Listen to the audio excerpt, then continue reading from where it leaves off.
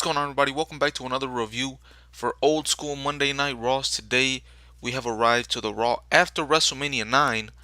Like I said in the first ever episode of this review series, I am not going to be reviewing pay-per-views. Maybe down the line, but for right now I'm sticking just doing Monday Night Raws. This is the Monday after WrestleMania, like I said, where fans act like a bunch of idiots and new and up-and-coming stars debut. Well, something like that. This is 1993, so we are far from what Raw after Mania has become. Raw starts off with only Vince McMahon and Macho Man hyping up the show and no Rob Bartlett. Hopefully he's gone for good. Oh yeah, and they do mention that we have a new WWF champion in Hulk Hogan. Our first match is Virgil versus Bambam Bigelow. Virgil tries to slide under Bigelow's leg but gets caught and slammed.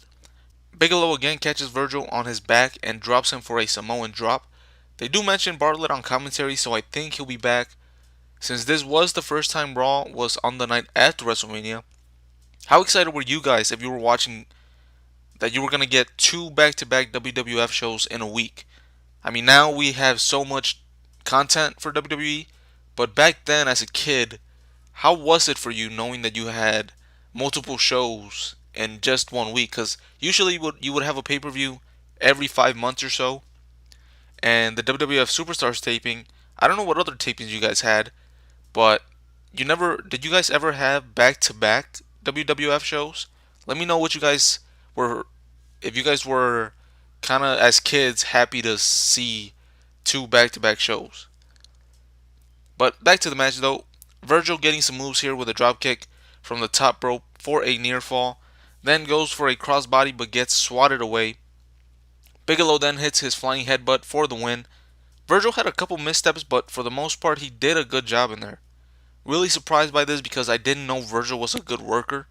Shows what years and years of down talking someone will do to what they once were. Sure, he's still probably not a world champion caliber guy, but he deserves to be on the roster. Next up, we have that up-and-coming debut I was talking about. Jerry the King Lawler is set to be making his Raw debut, and at the time, he was only 60. Nice to see them giving young guys a shot on primetime television. But he gets on the mic and shit talks the crowd. They start chanting Burger King at him, and he says that if they keep chanting, he's not going to wrestle. So of course, they keep chanting Burger King at him, and he leaves. I wonder how they would have gotten out of the match if the crowd didn't start chanting anything at him. The next thing though is another young guy getting some time on Raw, as Kimchi is taking on Bob Backlund, who was only 75 at the time. WWF really building their new superstars on this show. After a really slow-paced match with Kimchi in control for most of it, Backlund gets a bridge pin on Kimchi for the win. Another jobber match up next with Damien Demento. However, Damien Demento is not the jobber in this match. He's getting someone to do the JOB for him. Dropping knee on the face for Damien as he gets the win. He was in the main event of the first ever Raw, and after 4 months, he gets his first win. Moving on, Jerry Lawler makes his way back out to the ring, but hears the crowd chanting and leaves again. They then throw to the WrestleMania 9 Encore commercial, and it starts with this. Take a listen. The King is leaving! It's been heralded as the greatest WrestleMania of all time! The World Wrestling Federation's premier extravaganza was a show of majesty! I wonder if social media was around at the time, if Vince would have had the balls to say that line. That WrestleMania 9 was heralded as one of the greatest WrestleManias of all time. I mean, even at the time, I don't even think just because it was the most recent one that this was even close to being their best. I still think WrestleMania 3, 6, and 8 were probably up there in front of 9. Anyways, moving on. Our next match is the Beverlys taking on the Steiner brothers. I'm finally getting what I've asked for. The Steiners up against a team that's also on the roster. Rick Steiner catches one of the Beverlys with a power slam. Then Scott catches the same one and has him up for a couple seconds before delivering a belly-to-belly suplex. They hit Scott with a blindside move to get the advantage. Rick gets the hot tag, but the referee doesn't see it. As one of the Beverlys holds up Scott by his legs in the corner, the other one chokes him with the tag rope that they're supposed to hold on to in the corner. So that was a nice double team move there. Scott Steiner then does a cool looking flip slam and gets the hot tag to Rick. So he kind of flipped them around It was like a tilt-a-whirl slam. I don't know if that makes any sense, if you still even know what I'm talking about, but yeah. He does that slam and gets a hot tag to Rick, and then Rick does a couple good moves in there, but then they throw Rick to the outside, but Scott gets the tag on him, blind tag there. They try to double team Scott, but it fails. Then Scott Steiner calls for it and hits the Frankensteiner. Whichever Beverly was in there took it beautifully. Finally, a decent match on this show. Whichever Beverly that was, they still haven't, I think they have said their name, but they haven't pointed out which one is which yet. Then again, here comes Jerry Lawler to the ring. However, Jimmy Powers comes out and attacks Jerry Lawler, and the bell rings, so the King can't get out of it anymore. Quick offense by Powers, and Jerry goes to the outside.